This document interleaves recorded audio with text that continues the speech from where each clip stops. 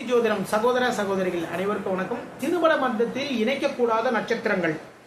உங்களுடைய குழந்தைகளோ இல்ல பின்ன நீங்களோ ரோகிணி நட்சத்திரம் வச்சுக்கோங்களேன். ரோகிணி நட்சத்திரக்காரர்கள் பூச நட்சத்திரக்காரர்களுடன் இணையக்கூடாது. வாழ்க்கையிலும் சரிதான், தொழிலில் பாத்தீங்கன்னா பார்ட்னராக கூட சேராதீங்க.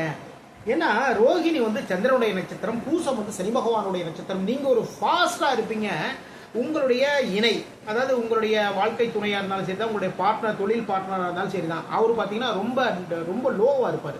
நீங்க ஒரு ஸ்டெப் முன்னாடி போகலான்னு நினைப்பீங்க, இல்ல 2 ஸ்டெப் பேக் வரலாம்னு சொல்லி அவருடைய எண்ணம் இருக்கும்.